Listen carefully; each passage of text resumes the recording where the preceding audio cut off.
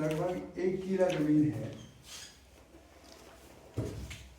इसकी जो लंबाई चौड़ाई है, मैं मान लेता हूँ ये 100 मीटर की लंबाई है और 40 मीटर की चौड़ाई, तो ये लगभग 4000 वर्ग मीटर।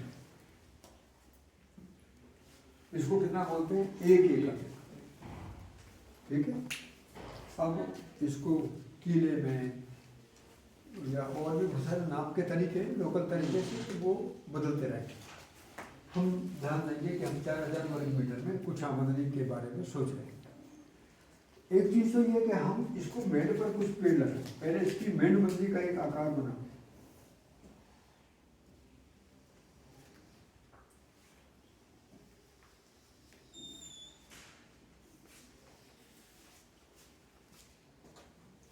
आजकल आप बहुत सुन रहे होंगे मेड़ पर पेड़, खेत का पानी खेत में, पर ड्रॉप मोर क्रॉप, ऐसे कुछ सारे सूत्र हैं। लोगों का जैसे ध्यान जाता है तो राष्ट्रीय कार्य योजनाओं में पानी को लेकर, मिट्टी को लेकर, खाने पीने में जहर ना हो, सब जगह ध्यान जा रहा है। तो उन्हीं सब चीज़ों को ध्यान में रखते हुए हम भी अपनी खेत की जो मेड़ है उसको ऐसे बनाएं कि ताकि हमें वहाँ से इकोनॉमी भी मिले। और दूसरा, जब हम जैविक खेती की तरफ बढ़ रहे हैं तो हमारे खेत का भी प्रोटेक्शन हो, सुरक्षा हो जाए खेत की। कैसे होगी? मान लीजिए बाहर से कोई पानी बहकर आता है तो उसमें कोई चीज़ ऐसी ना आ जाए जो हमारे खेत में नुकसान दे। या और भी कोई तरीके हो सकते हैं। छोटी घास फूस के जो छोटी सतह पर कीड़े मकोड़े होते हैं वो भी कई बार खेत में आते हैं, उनको कैसे रोकें? इसका एक तरीका है कि हम ये जो मेड़बंदी है इस पर हम कम से कम 2 मीटर की जगह लेते हैं। कितनी जगह? 2 मीटर। 2 मीटर तक अंदर भी जगह ले सकते हैं। बाकी किसान की मर्जी है, उसको जितना आसानी से बात करोगे उतना ले। लेकिन यदि आपके मन में यह बात आती है कि किसान हमारी बात को समझ लेगा तो वो आमदनी के जरिए समझ लेगा वो। अब इसमें हम क्या चल रहा है? पहला काम है, इसमें हम एक पौधा लगा सकते हैं, बर्मा ड्रैक।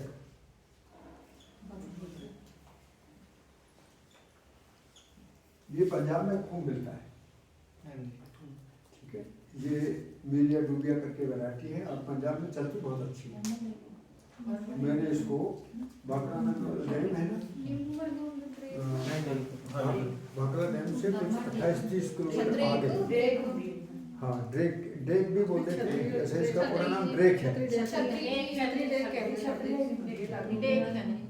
हाँ, वो लोकल तरीके से नाम बदलते रहते हैं, पर यहाँ वहाँ लंबी होती है, यही अच्छी बात है। वही ड्रेक हमारे यहाँ यदि वो 20 फुट जाती है तो पंजाब में मैंने देखा है वो 30 फुट तक चले जाती है। तो वो अच्छी मोटाई देती है। अच्छा पौधा है। इसकी जो लकड़ी है वो टिम्बर में अच्छे प्रयोग में है और इसका ग्रोथ रेट बहुत बढ़िया है। ये पॉपुलर से भी अच्छी है। बीजू पौधा है। बीजू पौधा बोलते हैं, बीज आता है इस पर और उस बीज से भी पौधे बनाए जा सकते हैं। तो नर्सरी का काम कर सकते हैं, टिम्बर का काम। अब कितने हो गए ये? यदि मान लिया हमने इसको 2-2 मीटर पर लगा दिया, 2-2 मीटर पर, 3-3 मीटर पर, जैसा भी आपका मन बने आप वो पौधे लगाएंगे। पर लगाइए थोड़ा सा मेड़ के अंदर। किसानों में झगड़ा क्या होता है कि वो मेड़ पर पौधे रख दिए तो दूसरे आदमी को परेशानी होती है। तो पड़ोसी से बात करके कि भाई कितने अंदर में पौधे लगाऊं, तो वो बता देगा कि भाई 2-3 फुट अंदर ले लो। तो आपने 5-6 फुट अंदर ले लिए तो उसको तो मन को तसल्ली है, वो तुम्हारे पौधों का नुकसान नहीं करेगा। पर इतनी सावधानी आपको बरतनी है कि कहीं ऐसा ना हो कि जहाँ आपने पौधे लगाए आपकी खेत की मेड़ को तोड़ना। क्योंकि गांव में खेत की मेड़ तोड़ने के भी एक अभ्यास है, वो एक नया झगड़ा ना हो। तो फिर इसमें फसल लगाने की बात हम करते हैं। तो ये जो जगह है, ये जो 2 मीटर जगह है, इसमें आप 2 लाइन क्या क्या लगा सकते हैं? एक तो आप इसमें लेमन ग्रास लगा सकते हैं। हाँ भाई, गांव में कितने सारे लोग हो आप, मान लिया 100 आदमी खेती करेंगे, 100 किले में खेती करेंगे, तो 100 किले की लेमन ग्रास का मतलब है यदि मेड़ पर ग्रास है तो मेरे अंदाजे में 100 एकड़ गुना 500 कितना बना बेटा? तो 80, लगभग 80 एकड़ जमीन आ गई। ऐसी कितने बनेगी बेटा? 80 बनेगी, 8 बनेगी? मैं अंदाजा ये करता हूँ कि यदि 100 एकड़ ज़मीन में आपने लगाया है तो 100 एकड़ में ये मानिए ये 8वां हिस्सा है। ये जमीन जो ये है ये 8वां हिस्सा है जो बाउंड्री ले रहे हैं। 8वां हिस्सा का मतलब 4000 का कितना हो गया? 500 मीटर। तो यदि 100 एकड़ जमीन लेगी तो 100 का 8वां हिस्सा कितना हो गया? 12 साढ़े 12 एकड़। तो अब 12.5 एकड़ लेमन ग्रास लगने का मतलब है कि एक आपके यहाँ लेमन ग्रास का तेल निकालने का प्लांट लग गया। ठीक हो गया?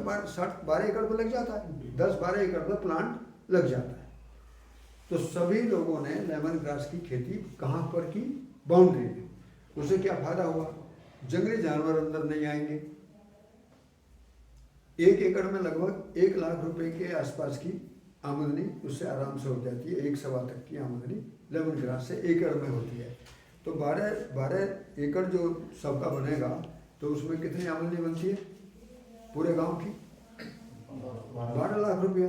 12 से 18 लाख तक भी जाएगी। यदि उससे आप चाय बनाने का काम करेंगे, डिप करके आजकल चाय आ रही है, चाय बनाने का काम कर लीजिए। उसके ऑयल से और भी कुछ चीज़ें, जैसे जब कोविड-19 आया तो उसमें पता लगा सैनिटाइजर बन रहे हैं, तो उसमें लेमन ग्रास के ऑयल को भी सैनिटाइजर के रूप में लोगों ने इस्तेमाल किया। छोटा मोटा एक हल मिलाया और अच्छी गंध के लिए ये मिला दिया। ये सारी चीज़ें भी बनाई जा सकती हैं। तो बनेगी तो चीज़ जब पहले पैदा होगा, तो पहले पैदा करना हम सीखें। तो यहाँ पर हम क्या लगा सकते हैं? लेमन ग्रास लगा सकते हैं।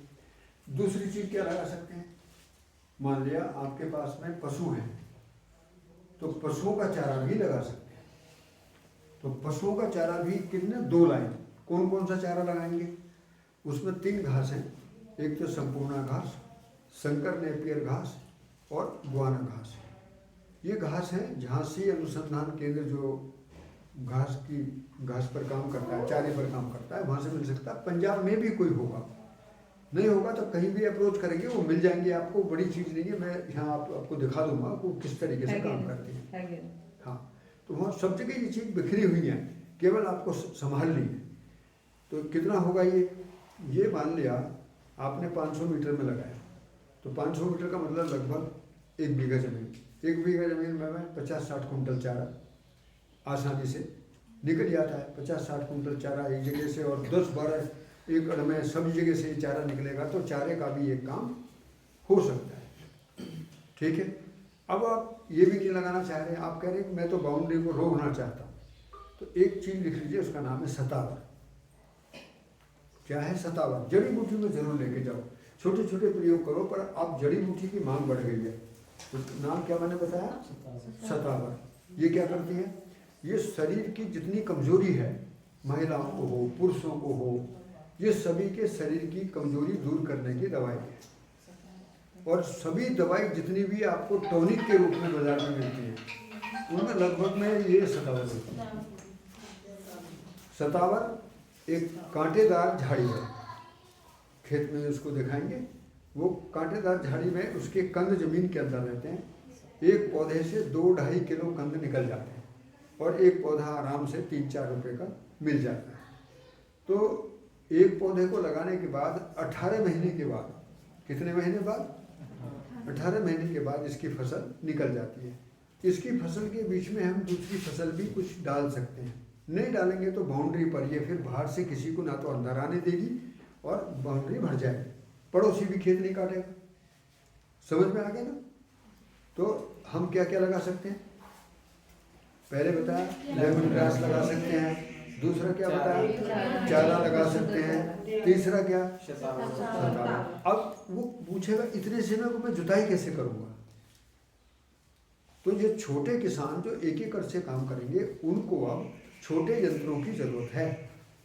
हाथ से चलने वाले पंजाब में सबसे ज़्यादा आप पावर वीडर ये बन रहे हैं, जो छोटे छोटे जिनको पावर वीडर बोलते हैं, हमारे खरपतवार नाश को जुताई करने के लिए, लेकिन वो जुताई का काम करते हैं। इन सब चीज़ों को ज़्यादा जुताई की जरूरत नहीं है। आप छोटे छोटे पावर टिलर, पावर वीडर, उनका प्रयोग करके भी ये काम कर सकते हैं। तो अब ये पूरा समूह है। कितने ग्रुप हैं? 10 ग्रुप हैं, 100 महिलाएं जुड़ी हुई हैं, उनको मान लिया कोई काम करने के लिए ऐसी कोई मशीन खरीदनी है, तो योजना में भी कई बार पैसा है, वो योजना वाला पैसा जो तुम्हारे खाते में गया उस पैसे का सदुपयोग करो, उस पैसे को आपस में मिलाकर छोटे छोटे यंत्र खरीद लो, कटाई के यंत्र, जुताई के यंत्र, स्प्रे करने के यंत्र। ये कर सकते हैं कि नहीं कर सकते हैं? 1-2 मशीन पूरे गांव के लिए पर्याप्त हैं स्प्रे करने के लिए, 2 वीडर, 2 पावर टिलर। तो ये छोटी छोटी चीज़ें, इनको सबको हम सरकार के ऊपर ना अपेक्षा करें, हम सोचें ये कि हमें यदि ये काम करना है तो हम मिलकर कैसे काम करें। फिर क्या कर सकते हैं? उसके लिए एक बढ़िया मैनेजमेंट प्लान कर लें, एक समूह को किसी को जिम्मेदारी दे दें, भाई आप इसका रखरखाव करोगे, इसका छोटा मोटा किराया तय कर लें, जो किराया आएगा उसका किस तरीके से इनकी मेंटेनेंस होगी, ये सब काम करने हैं।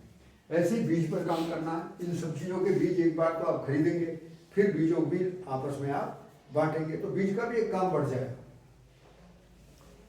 इन दोनों पौधों के बीच में आपके पास यदि जमीन में पानी ज़्यादा है तो आप यहाँ पर केले की खेती करें। कौन सी जगह? देखो ये इन दोनों पौधों की जगह केले लगा दीजिए। आपको लगता है कि पानी ज़्यादा है तो आपने सतावर भी मेड़ पर लगा दी और पानी वहाँ दे सकते हैं आराम से, तो फिर केले को भी ज़्यादा पानी की जरूरत रहती है, मतलब नमी ज़्यादा जरूरत रहती है, तो केला बर्दाश्त कर लेगा। आपको लगे कि पानी कम है, हम कम पानी देना चाहते हैं, तो आप पपीता लगा दीजिए, ठीक है। आपको पता लगे कि भाई आप ये सोच रहे हैं कि हम तो ऐसा कुछ फलदार पौधा चाह रहे हैं कि जो हमको आमदनी भी दे और पौधे हमारी बाउंड्री को भी ब्लॉक करे, तो आप नींबू लगाइए। पंजाब में नींबू का बहुत अच्छा कार्यक्रम है, बहुत जगह नींबू की अच्छी अच्छी नर्सरी हैं, बढ़िया पौधे लाइए, बाउंड्री में नींबू मार दीजिए। फिर आपको लगता है कि हम तो प्रोसेस में जाना चाहते हैं, नींबू नहीं लगाना चाहते, तो आप नाशपाती लगाइए। क्या लगाएंगे? नाशपाती। महिलाओं के समूह को नाशपाती वरदान है। कैसे? नाशपाती की चटनी बनाकर जो आप बेचेंगे उसकी डिमांड इतनी होती है कि आप पूरी नहीं कर पाओगे। तो कितनी बाउंड्री है हमारे पास? हमारे पास 100 एकड़ जमीन की बाउंड्री है, तो एक बढ़िया उद्योग आपका नाशपाती की चटनी बनाने का खड़ा हो गया। जब कंपनी बनेगी तो करोगे क्या? पैसा ही तो कमाना है। फिर कंपनी मतलब कोई ऐसे नहीं मेरे सिर पर बैठी है। कंपनी माने हम लोग अब 100 आदमी साथ हो गए, कच्चा माल पैदा कर रहे हैं, कुछ महिलाएं प्रोसेसिंग कर रही हैं, तो उनको ब्रांडिंग करना, पैकेजिंग करना, उनको अच्छे तरीके से मार्केट ले जाना। अब नज़दीक में अच्छे अच्छे शहर हैं, नहीं है तो अब तो गवर्नमेंट को प्रमोट कर रही है। और जैविक खेती में तो खास बात है कि आप जैविक खेती का पोर्टल है, आप जब अपना सामान पोर्टल पर डालोगे तो उसके बारे में बिक्री की समस्या नहीं है। अभी पोर्टल पर सामान ही नहीं डाला जा रहा है ही नहीं लोगों के पास सामान। तो जैविक उत्पादन की मांग बहुत ज़्यादा है और उत्पादन बहुत कम है, इसलिए हमको ध्यान देना है। तो यहाँ पर कितनी चीज़ें आ गई, यहाँ भी 2-3 चीज़ आ गई, तो बाउंड्री कैसी होगी हमारी? भर गई। अब जब बहुत ही ऐसा माना चलो गए हमारे बस की नहीं है कुछ भी, हमें तो पड़ोसी भी बहुत दुखी करेगा, और हम तो ऐसी कोई चीज़ लगाओ कि जो हमारी बस बार बार एक बार लगाए छुट्टी करें, रखवाल भी पूरी चारों तरफ से भी सुरक्षा हो जाए। तो आप याद कर लो, उस पौधे का नाम है बांस। क्या नाम है? बांस। एक बार लगाओ, 3 साल के बाद 4थी साल में कटेगा और फिर 50 साल तक काटते रहो। और पड़ोसी यदि ज़्यादा तंग करें तो पड़ोसी की तरफ से घुस जाएगा पड़ोसी के खेत में। फिर आपको कंट्रोल कैसे करना है? आप वहाँ नाली लगा दें। नाली माने गहरी नाली। आप 1-1.5 फुट गहरी नाली जब पड़ोसी की तरफ से लगा दोगे तो वो पड़ोसी के खेत में फिर नहीं जाएगा। और अपने में भी रोकना है तो अपने में भी नाली लगा दो, 5 फुट जगह उसको दे दो, 5 फुट में खड़ा देगा। अब उसको नाली से नहीं रोकोगे तो वो फिर तुम्हारे खेत में घुसेगा या फिर उधर घुसेगा। ये कोने पर जब ले चलेंगे, एक ही पौधा है, एक पौधा लगाया और वो एक पौधा इतनी दूर में फैल रहा है, उसमें 45 बांस कटे। तो बांस की भी अब मांग बढ़ रही है, बहुत सारी चीज़ों में प्रयोग है। आप उसके फर्नीचर में बना सकते हैं, हैंडीक्राफ्ट की मैंने देखा जड़ों से ही बहुत सारी चीज़ बना रखी है। किसी ने पानी की बोतल बना दी, अलग अलग बांस की किस्में हैं। तो आप बांस को भी इसमें लेकर आएँ। ये मैं इसलिए बताना चाह रहा हूँ कि एक बार लगाओ ना तो कोई जंगली जानवर खाता, ना कोई बीमारी लगती, ना कोई फर्टिलाइजर देने की जरूरत। ऐसा आदमी कह रहा है कि भाई मुझे तो तुम ऐसी खेती बताओ कि मुझे कुछ ना करना पड़े और मेरी खेती हो जाए, तो उसका नाम है बांस। सबको बता दो, कर लो खूब। मांग कितनी है? भयानक मांग है। बांस की बनी हुई वो बहुत बड़ी पैसे की मात्रा में सामान चाइना से आता है। दांत को किरोदने वाली जो तिल्ली है वो भी बांस की है, वो बांस की जड़ से बनती है। तो वो सारी चीज़ें आप भारत में बढ़ेंगी, इसके लिए ये सारे कार्यक्रम को जोड़ा जाता है। सहजन की खेती उसके साथ कर सकते हैं, बांस के साथ, क्योंकि बांस की लाइन लगी हुई है।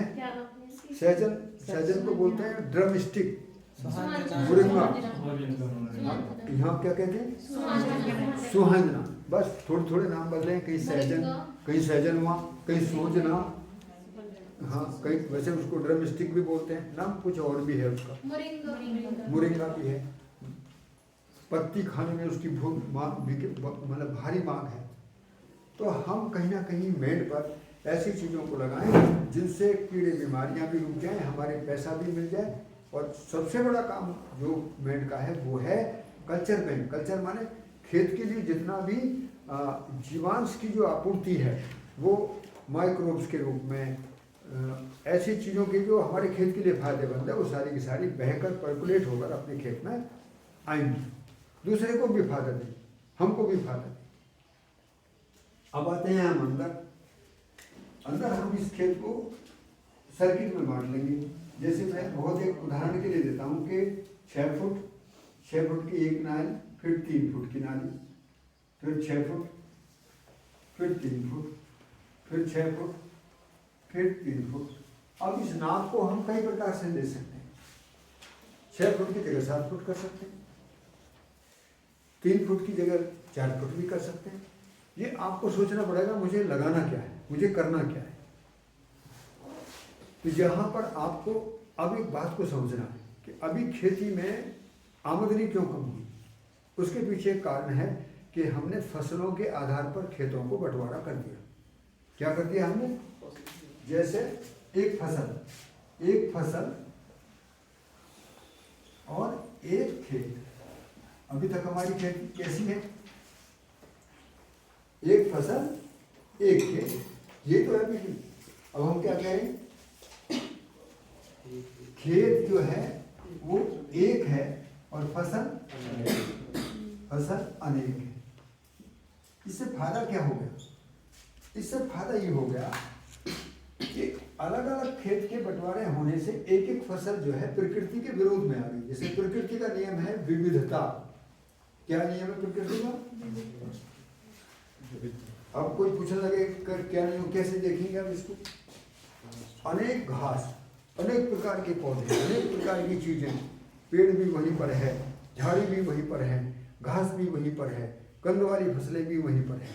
ये सब चीज़ देखनी हो तो जंगलों में जाकर देखो, नदियों के तट पर देखो, तो सड़कों के किनारे देखो। जहाँ पर आदमी ने छेड़खानी नहीं की है वहाँ पर क्या मिलेगा आपको? विविधता मिलेगी। तो विविधता को ही हमको खेत में लागू करना है। तो जैविक खेती का एक सिद्धांत है कि वो विविधता के साथ ही हम काम करें। तो हम यहाँ क्या कर रहे हैं? यहाँ विविधता को लागू कर रहे हैं। तो यहाँ अनाज भी, दाल भी, तेल भी। तो क्या करना पड़ेगा आपको? एक इसके लिए आपको एक टेबल बनानी है, उसमें अनाज, दाल, तेल, फल, सब्जी, मसाला, जड़ी बूटी, चारा और लकड़ी। इतना हो गया। इतनी प्रकार की चीजें हम पैदा कर सकते हैं। तो अब हम यहाँ क्या पैदा कर रहे हैं? यहाँ पैदा कर रहे हैं हम 2। कितने पैदा कर रहे हैं? 2। और यहाँ क्या कर सकते हैं हम? ये तो 9-10 तो कैटेगरी बन गई। अब इसमें अनाज कितने प्रकार के हो सकते हैं? कम से कम 10 प्रकार के अनाज। गेहूँ, जौ, मक्का, बाजरा, किनवा, चिया, कंगनी, सवाई, चौलाई, ये सब क्या है? ये अनाज में आते हैं, मिलेट्स में आते हैं। ध्यान आ गया आपको? तो कितने पैदा कर सकते हैं हम? 10। अब मैं खेती उत्पादन के लिए करना हूँ, परिवार के लिए करता हूँ, या मैं पैसे के लिए करता हूँ? मुझे सोचना पड़ेगा। अब पता लगा गेहूं बिक रहा है कितने रुपए किलो? 20 रुपए किलो। गेहूं का रेट क्या है? 20 रुपए किलो। और इस समय किनवा का रेट बाजार में क्या है? किनवा सुना है आपने? किनवा एक अनाज है। किनवा कहते हैं बथुआ का बीज। एक जगरी बथुआ है, उसका बीज का नाम है किनवा। अब उसका बाजार का रेट है मान लिया 400 रुपये। 400 रुपये किलो। तो किनवा का रेट है 400 रुपये किलो और गेहूं का रेट है 20 रुपये किलो। किनवा का उत्पादन है 1 बीघे में लगभग 1.5 कुंटल 2 कुंटल। 1 से 1.5 कुंटल बीघा मान 1 किले में कितना हो गया? 6 से 8 कुंटल। तो 1 एकड़ में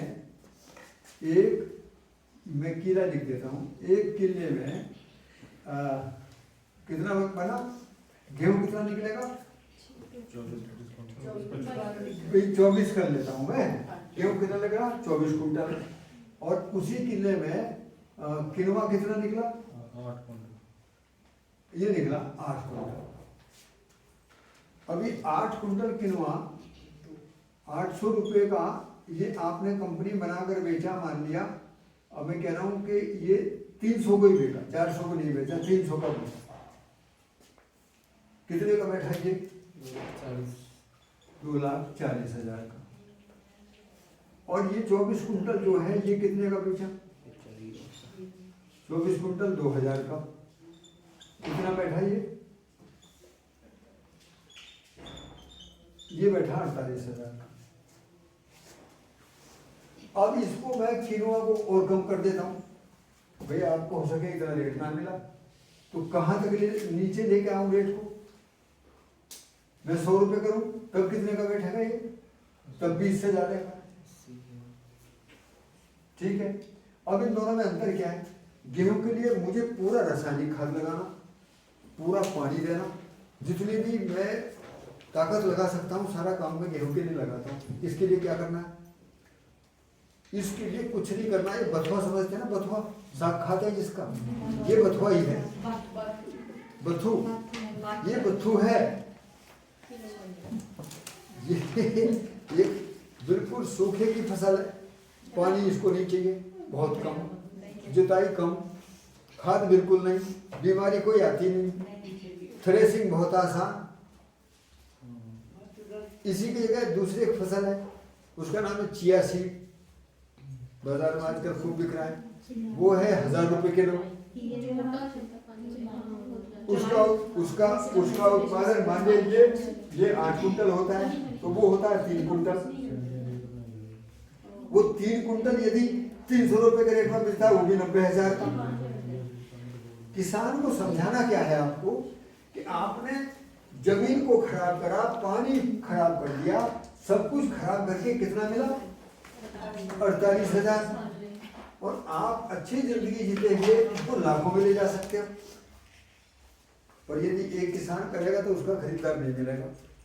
और ये पता लग गया कि इस गांव में एक उसके जैविक खेती मिशन के कुछ क्लस्टर हैं और 100 महिलाएं इस काम को कर रही हैं। तो उसमें पता लगा कि यहाँ तो किनवा की खेती करते हैं।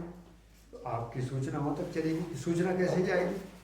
सर्टिफिकेशन एजेंसी आपके साथ काम कर रही है। आपका डाटा वो पोर्टल पर जाएगा ही। पोर्टल पर जो डाटा है वो बार बार लिखा जाएगा। आपकी फसल कौन सी है, आपका उत्पादन कितना है। तो आपको घर बैठे मदद मिल रही है। ये मोबाइल सिस्टम है सगले सारे, बिक्री की समस्या नहीं है। और मैं ये भी नहीं कह रहा हूँ आपसे कि आप गेहूं के बदले आप किनवा चिया करने लगो। मैं बताना ये चाहता हूँ कि आपकी दृष्टि में अभी उत्पादन है या आमदनी है। तो किसान के साथ बात करते हुए क्या बताना है कि तुम जो खेती कर रहे हो केवल उत्पादन के लिए कर रहे हो या उसमें आमदनी पर भी ध्यान है। यदि आमदनी पर ध्यान होगा तो हम यहाँ बहुत सारी चीज़ों को देखेंगे कि उनसे क्या क्या पैसा निकल सकता है। जैसे अनाज से ज़्यादा पैसा दाल में निकलता है, दाल से ज़्यादा पैसा तेल में निकलता है, तेल से ज़्यादा पैसा फल में निकलता है, फल से ज़्यादा पैसा सब्जियों में निकलता है, इनसे ज़्यादा पैसा मसाले में निकलता है, उनसे ज़्यादा पैसा जड़ी बूटियों में निकलता है, उनसे ज़्यादा पैसा लकड़ी में। अब बताइए कहीं इन चीज़ों का जिक्र है क्या? कहाँ चल रहा है कार्यक्रम? पहले कॉलम में चल रहा है बस यहाँ धान गेहूँ, धान गेहूँ, धान गेहूँ। बहुत बड़ी ज़्यादा किसी ने हिम्मत करी तो एक सरसों की फसल लगा दी, किसी ने मक्का लगा दी। बस छोटा मोटा बदलाव है, उसके बाद में किसी में बदलाव की हिम्मत नहीं, क्योंकि अकेला बदलाव नहीं कर सकते। बदलाव करेंगे तो बहुत सारे लोग मिलकर करें। तो ये क्रम मैंने आपको दिखाया कि जिस क्षेत्र में 100 चीजें पैदा हो सकती हैं वहां पर हम 2 चीज पैदा करें। जिस खेत में 10 चीज पैदा हो सकती है वहां हम क्या कर रहे हैं? 2 पैदा कर रहे हैं। तो जब हम एक साल में 2 निकालेंगे तब आमदनी होगी, या 10 निकालेंगे जब आमदनी होगी? 10 में आमदनी। अब मैं उस 10 का एक प्रारूप बनाकर आपको दिखाता हूँ। यहाँ पर इन सभी खाने के अंदर हम, तुम्हारे यहाँ गन्ना होता है? कुछ लोग तो करते हैं थोड़ा, लेकिन आप थोड़ा ही करिए। आप गन्ने को मील के लिए मत करिए, क्योंकि परेशानी कब आती है? जब मील गन्ना खरीदता है और फिर वो पेमेंट समय पर नहीं देता। यदि मील समय पर पेमेंट दे रहा है तो हम मील की भी साथ भी गन्ने की खेती कर सकते हैं। नहीं तो हम गन्ने की खेती गुड़, शक्कर, सिरका और गुड़ से बनने वाली चीज़ों के लिए करें। सतावर वाला गुड़, मूंगफली वाला गुड़, अदरक वाला गुड़, अलसी वाला गुड़, ये इस तरीके से गुड़ की बहुत सारी चीज़ें बनाई जा सकती हैं और इनमें पैसा है। तो अब हम यदि गन्ने की खेती करते हैं तो हम क्या करेंगे? इस 3 फुट में गन्ना लगाएंगे, 3 फुट में डबल लाइन ये गन्ने की लगाएंगे। अभी ये खेत में चलेंगे तो उसका फोटोग्राफ लेंगे तो सारी चीज़ को समझ लेंगे। अब हम 20-25 मिनट में, आधा घंटे में पहले खाना खाएंगे। खाना खाने के बाद में चलेंगे खेत में, तो पूरी चीज़ को समझेंगे खेत में बारीकी से। तो यहाँ हमने क्या लगाया? गन्ना।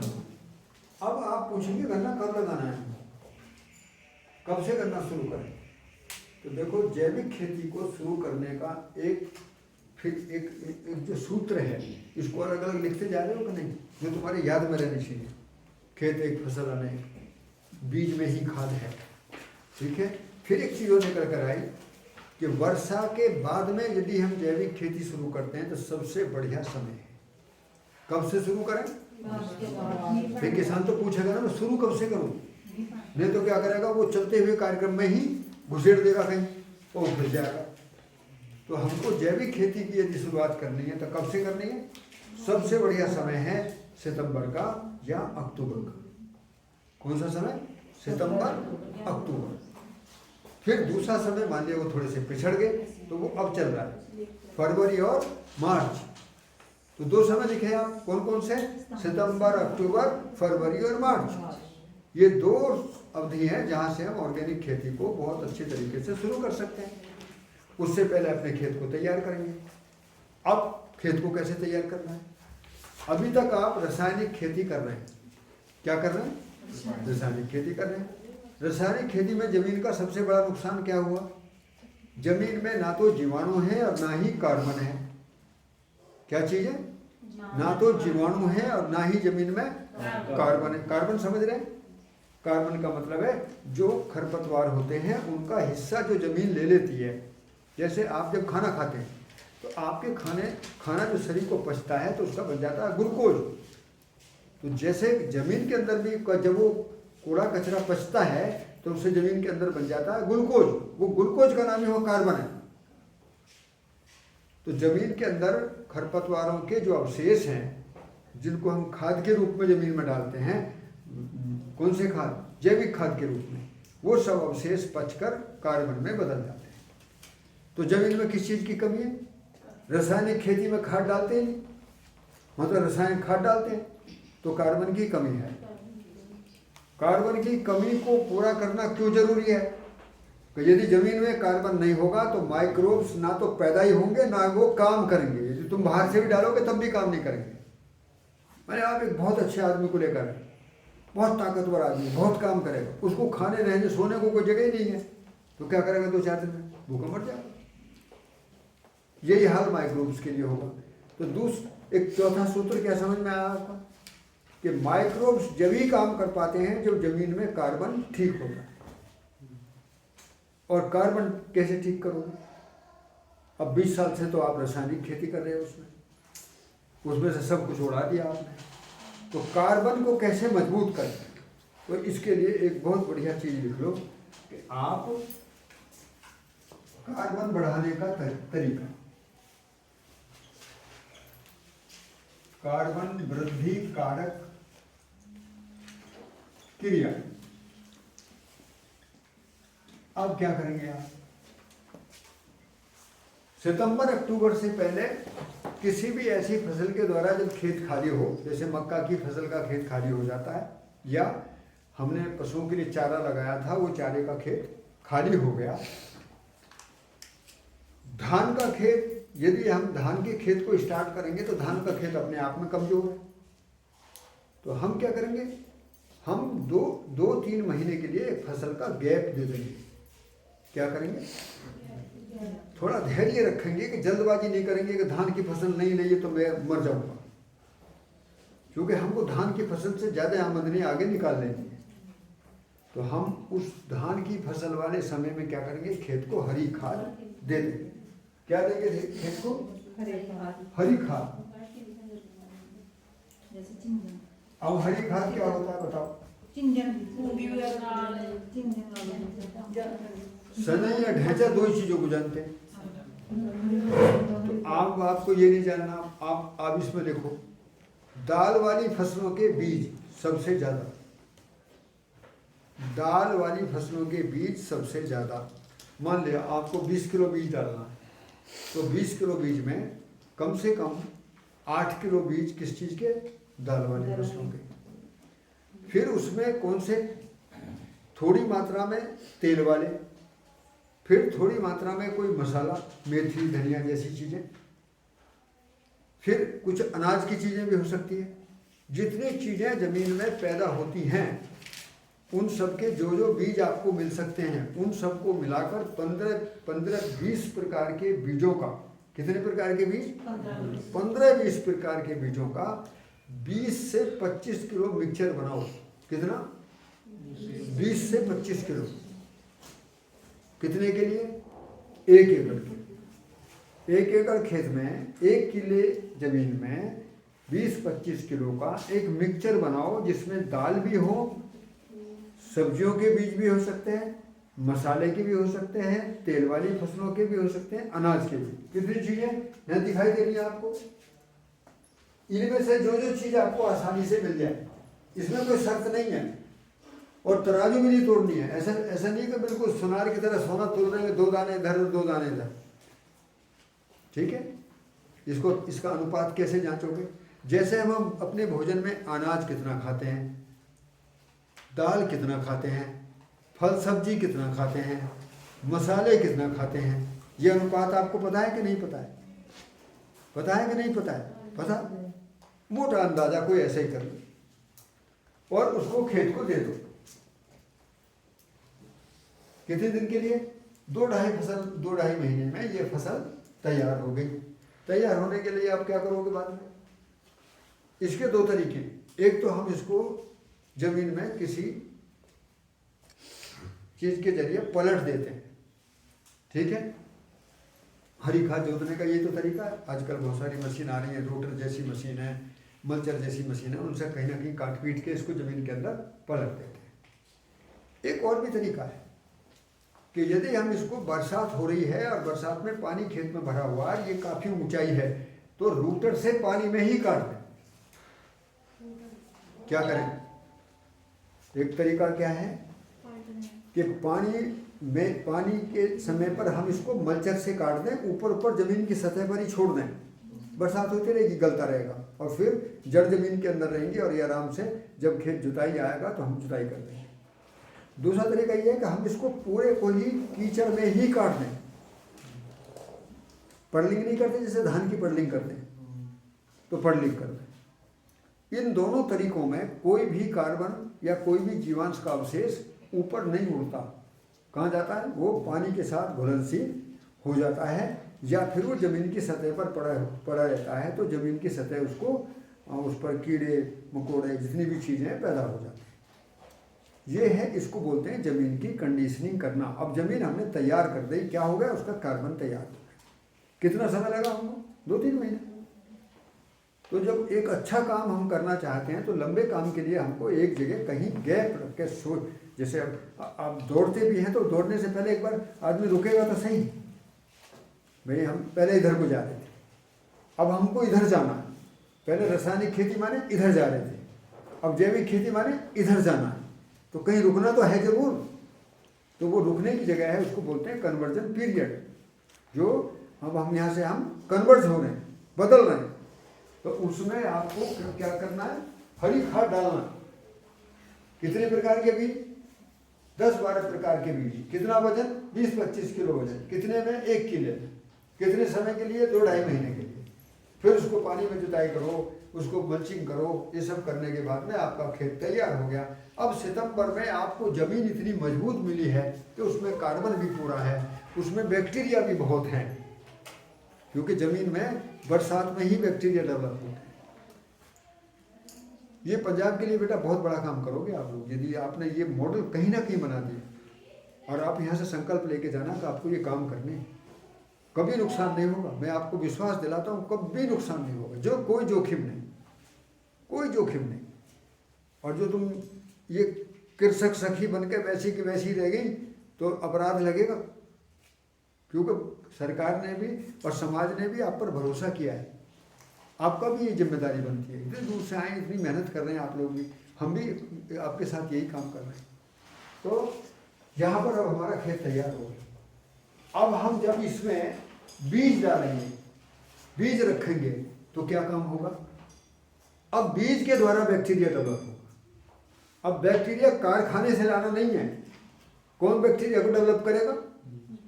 तो यहाँ दो चीज आपको समझ में आई। हमने हरी खाद से जमीन का कार्बन बढ़ाया और बीज के द्वारा हमने जमीन का बैक्टीरिया बढ़ाया। दोनों चीजों के लिए कि बाजार जाना पड़ा आपको? कोई जाना नहीं है। कोई गाय नहीं पालनी, कोई बकरी नहीं पालनी, कोई कुत्ता नहीं पालना। कोई पलवावे तो दूध के लिए पालना बेटा, खेती के लिए फंस जाओगे। समझे? नहीं तो वो YouTube पे वीडियो देखोगे तो सब में कुछ ना कुछ ऐसे ही है। रही बात ये कि मौसम को कैसे समझेंगे, तो वो आसानी से मौसम समझ में आता है।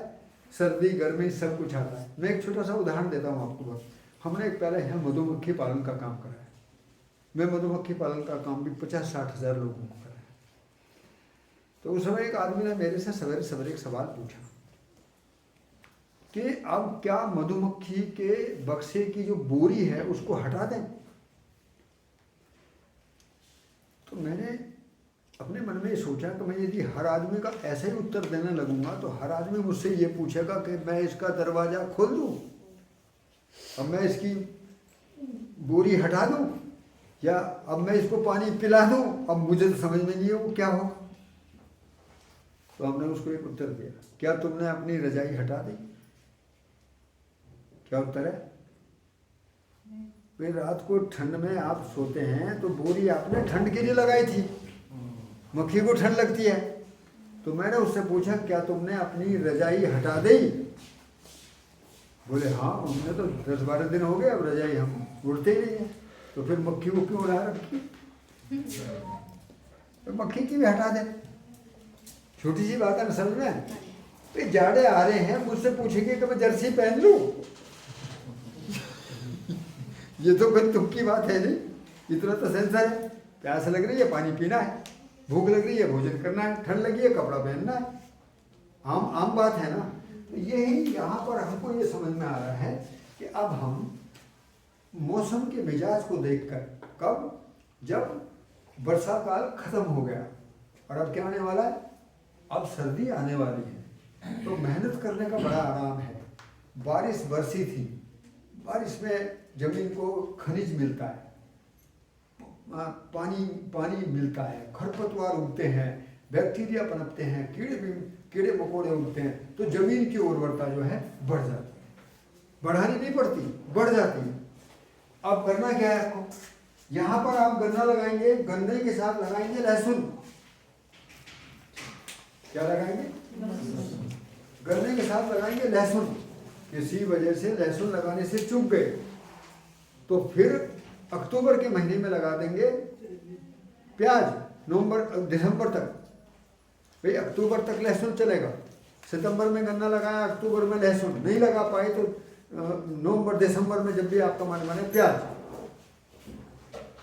गन्ने के साथ लहसुन और प्याज जरूर लगाना है, या तो लहसुन लगाओ और या प्याज लगाओ। क्यों लगाएं भाई, प्याज के रस, लहसुन के रस में ये ताकत है कि ये जिस तरीके से आदमी के शरीर को ठीक करता है, ऐसे इसके द्वारा जो रस छोड़े जाते हैं उनसे गन्ने की फसल को ना तो कोई अलग से डाई यूरिया देने की जरूरत है और ना ही कोई अलग से खाद देने की जरूरत। क्या समझ में आया,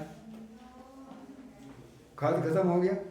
खाद का जो खोपड़ी पे खाद जो बैठा था भर भर के बोरा, अब यहाँ खत्म हो गया। बड़ी परेशानी हुई है, बड़ी परेशानी हुई, कितने भज कितने जा, थोड़े थोड़े खेत ने ही उन्हें कुछ विचार चार पहले भी पता नहीं कितों मंगा के पाए। दुखी तो सही थी पर आपका ये नहीं मिला, आपका ये नहीं मिला, आपका यहाँ जाओ, आपका यहाँ जाओ। बात सब वही थी, वही सब कुछ था तुम्हारे पास। ध्यान आ गया, अब ये बात पक्की ध्यान में आ गई। गन्ने के साथ क्या करना है, गन्ना कैसे लगाना ये मैं दिखाऊंगा आपको।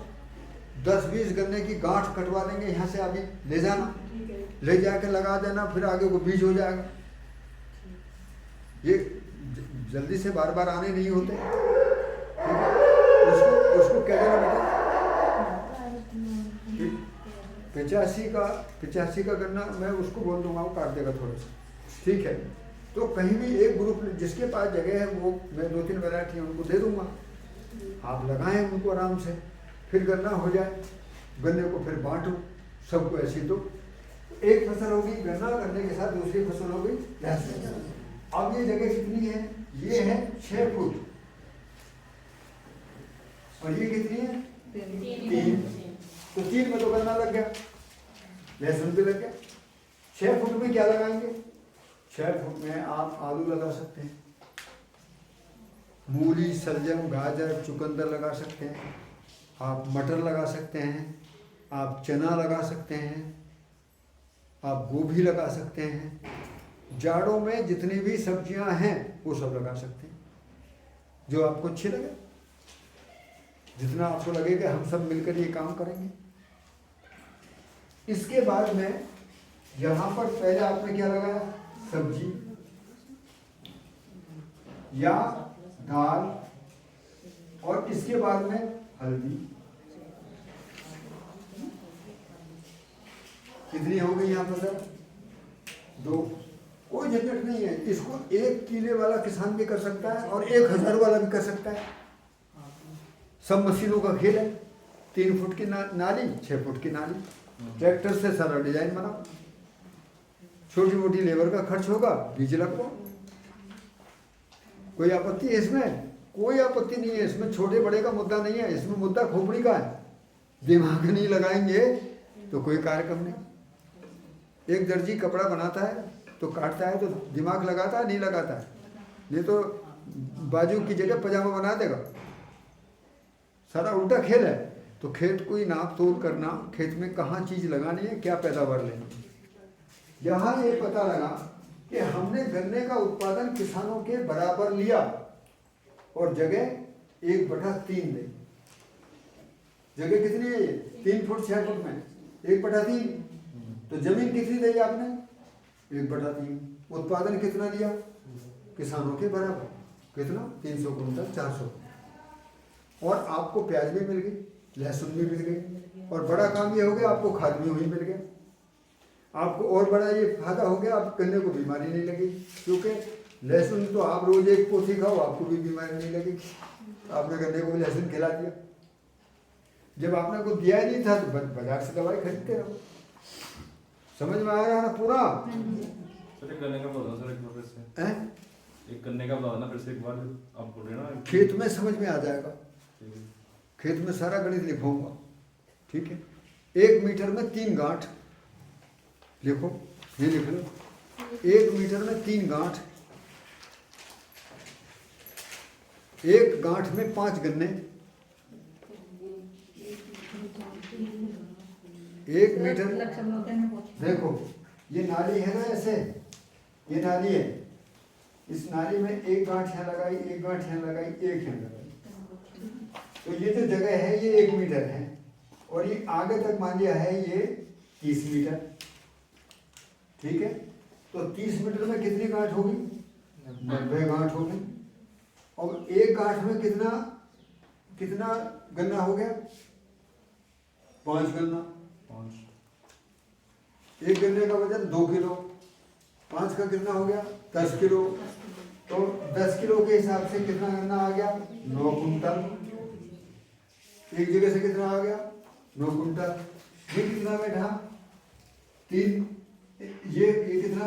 1 मीटर, 2 मीटर, तो कितना हो गया? 3 मीटर। कितनी बनेगी? 30 या 90? 30। तो अब हमारे पास 30 लाइन बन गई। 30 लाइन में कितना बना? 33। मान लिया हमको 33 लाइन मिल गई। एक लाइन में हमको 9 से 10 कुंटल मिलेगा गन्ना। कितना? 10 कुंटल। 9 से लेकर 10 कुंटल तक। मोटे तरीके से यदि मैं 10 कुंटल ही मानता हूँ तो 333, 9 मानता हूँ तो 270, माने वही 300 कुंटल के आसपास गन्ना आपको मिल गया। ये समझ में आ गया? सिर्फ प्याज और लहसुन कैसे लगाना इसके साथ? ये जो 3 फुट है, गन्ने की गांठ यहाँ पर लगी है, यहाँ पर लगी है, इनके बीच में ये जो जगह है सारी, इसमें 6-6 इंच के पास में सारे में लहसुन, ये सारा लहसुन। समझ में आ गया? ये जो 6 फुट है, इसमें बीच में एक नाली डालनी है, ये बेड बन गई, ये भी बेड बन गई। देखो एक बेड ये बन गई, एक बेड ये बन गई। खेत में जब ये होगा पानी की नाली, ये पानी की नाली है। अब इस पर 3 लाइन आलू की यहाँ है, 3 लाइन आलू की यहाँ है। मूली संजय में गाजर लगाओ, चना लगाओ, मटर लगाओ, जो लगाना लगाओ। देखो जब पैसा कमाना चाहते हो ना तो थोड़ा मेहनत करनी चाहिए कि नहीं करनी चाहिए? 8 घंटे बनिया दुकान पर बैठता है जब पैसा कमाता है। ये किसान क्या कर रहा है? गेहूं बोने को गया, बीज बखेरा और घर को भर के, और फिर 2 GB का खर्चा जो है पूरा करना। ये तो हो रहा, कुछ और हो रहा है। फिर कहते हैं मेहनत ज़्यादा है। ये मेहनत नहीं है, इसमें क्या है? हमारे लिए रोजगार के अवसर ज़्यादा। हम जब भी खेत पर जाएंगे पैसे के लिए जाएंगे। कभी रह हाँ। मैं एक बात पूछना चाहती थी, जैसे हम गन्ना उगाते हैं ना, हाँ। तो वो थोड़ा बिखरा सा होता है, तो नीचे जमीन पे फिर वो लहसुन वगैरह कैसे मैनेज होगा? ऊपर से जब वो बड़ा हो जाता है, तुमने देखा गन्ना बड़ा हुआ, हमारा लहसुन पक के निकल गया। जब गन्ना इतना ही था, जब तक हमारा काम हो गया। आपने तो गन्ना फैला हुआ देखा। तुम लोगों के लिए मुश्किल तो यही है कि तुम अब किसान जब देखे बोले ये तो मूर्ख आ गए हमारे बीच में। जब आप लोग किसानों के बीच में जाते हैं तो किसान 2-4 बात बोलकर आपकी टेस्टिंग करेगा कि जानता है कि नहीं जानता, समझे? और फिर जब वो जानने का भी नहीं जानता तो फिर तुमसे जो पूछेगा ये बता तुझे क्या पता है, बस तुम्हारी पूछेगा, उसको अपनी फिक्र नहीं है। सर हमें तो पता है गन्ना साल की फसल है, वो जो लहसुन है वो 2.5 महीने की फसल है, जो प्याज है वो मतलब इसलिए बेटा इनकी भूमिका अलग है। ये तुम्हारे लिए योजना पर काम करेंगे और तुम खेत पर काम करो। दोनों ये तो जुड़ा है मामला। अब इनसे खेती करवाओगे इनको तो वो हाथ बेचती ले लेंगे। वह फिर कृषि सखी की क्या जरूरत थी? फिर तो ये चले जाते, 1 घंटे का लेक्चर दिया। तो ये अब जो लोग आए हुए इनकी बदौलत आए, हाँ जी। और ये जो आए हैं ये सरकार की स्कीम की बदौलत है। तो हम लोग सब जुड़े हैं आपस में। हाँ जी। मेरा भी कहीं आपके साथ में जुड़ाव है, किसी का मानसिक रूप से है, कोई संबंध के रूप में है, धरती के लिए है, वो जैसे जैसे जिसकी मानसिकता वैसी जुड़ाव है। ਸਹਿਜਨ ਸਭ ਤੋਂ ਤਰੀਕੇ ਦਾ ਨਾ ਇੱਕ ਮੂਲੀ ਪੁਟਲੀ ਦੀ ਕੋਈ ਪੌਦਾ ਹੁੰਦਾ, ਇੱਕ ਦੂਸਰਾ ਜੜ ਵਾਲਾ ਹੁੰਦਾ, ਜਿਹੜਾ ਅਚਾਰ ਬਣਦਾ ਵਾ ਸਹਿਜਨ ਸਮਝਨੇ ਦਾ। मैं पूरी समझ नहीं पाया क्योंकि तुम्हारी भाषा मुझे अंग्रेजी बोल रही। तुम बताओ बेटा इन्होंने क्या कही। ਮੈਨੂੰ ਵੀ ਨਹੀਂ ਸਮਝ ਆਈ ਸਰ ਸਹਿਜਨ ਜਿਵੇਂ ਕਹਿੰਦੇ ਸਹਿਜਨ ਇੱਕ ਦਾ ਪੇੜ ਹੁੰਦਾ ਵੱਡਾ ਹਰਾ ਹੋ ਜਾਂਦਾ, ਇੱਕ ਸਮਾਂਜਣਾ ਜਿਹਦਾ ਸਹਿਜਨ ਨੂੰ ਛੋਟਾ ਕਹਿੰਦਾ ਮੂਲੀ ਜਿਹਦੇ ਹੋ ਜਾਂਦੀ ਛੋਟੀ ਮੂਲੀ ਬਣ ਕੇ ਉਹਦਾ ਅਚਾਰ ਬਣ ਜਾਂਦਾ ਵਾ। ਉਹ ਦੋ ਤਰੀਕੇ ਦਾ ਹੁੰਦਾ ਵਾ। एक मीठा सहजन, एक कड़वा सहजन। हाँ जी। सहजन के पौधे की एक बड़ी खूबी है, उसका जहाँ तुमको रोकना है रोक लो, और उसके जिस हिस्से का भी आप प्रयोग करोगे, जड़ का, पत्ते का, छाल का, फल का, गोंद का, और मरे हुए का भी, मैंने सूख कट के घेर दिया सूख के हुए, उसका शरीर को सब जगह फायदा। सहजन एक ऐसा पौधा है जिसमें ये नहीं कह सकते कि इसका ये हिस्सा खराब, वो उसको जब काट के भी डाल देते हैं तब भी अपने अंदर से गोंद निकाल देता है। उस गोंद का भी बहुत बड़ा प्रयोग है, कमर के दर्द और दुनिया भर के शरीर के रोगों को ठीक करता है। तो जो मीठा सहजन है उसको लगा हुआ, वो सब्जी में खूब लगता है। ध्यान आ गया यहाँ पर क्या मैंने बताया, यहाँ कितनी फसल हो गई, यहाँ पर 3-4 हो गई, यहाँ पर 3-4 हो गई, यहाँ पर भी कितना 5, 6, 7, 8, 9, 10, 11, 12 फसल निकाल। जितनी ज़्यादा फसल निकाले उसी को अवार्ड करो, ये आप लोगों से निवेदन है।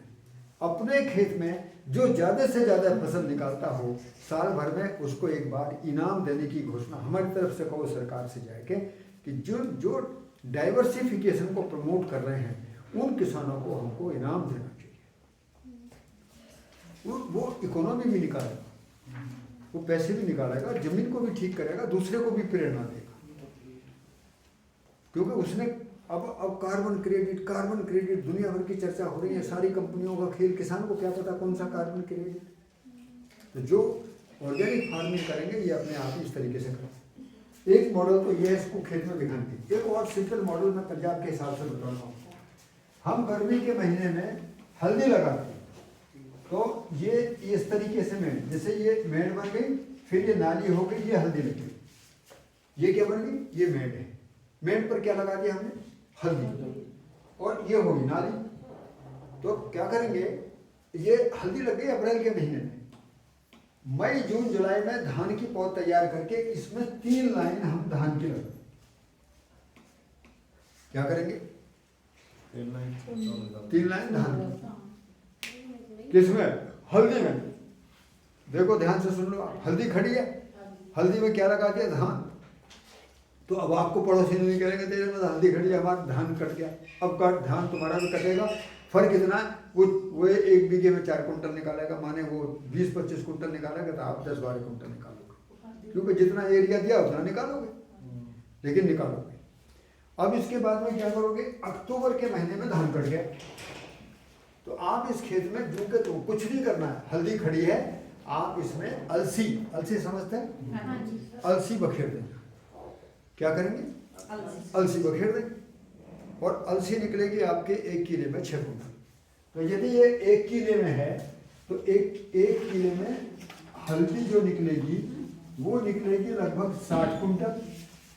1 किले में हल्दी कितनी निकली, 60 कुंटल, ठीक है। और धान कितना निकला, लगभग 12 कुंटल, ठीक है। और अलसी निकली 6 कुंटल।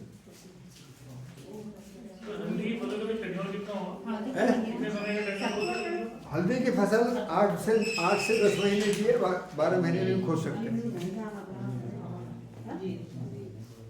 सवाल बताओ, कोई इसमें कोई बात सवाल उठ रहा है, क्या लगाया, हल्दी 60 कुंटल, धान 12 कुंटल, अलसी 6 कुंटल। अब देखो, अभी अब ध्यान से सुनो एक बात, फिर अब तुम्हें भूख लगी होगी, अब खाने का नंबर आ रहा है, ठीक है। तो मैं उसी समय गाड़ी रोकूँ, सबके चेहरे देख रहा हूँ, भूख लग रही है आपको। तो अब देखो इसका नाम हल्दी, 60 कुंटल हल्दी 40 के रेट में कितने की? 2,40,000। 60 कुंटल हल्दी 40 के रेट में कितने की? कोई ज्यादा गुणा गणित करने की जरूरत नहीं है। और धान 12 कुंटल 3,000 के रेट में कितने का? 36,000 का। और 6 कुंटल अलसी 100 रुपए के रेट में कितने की? 10,000।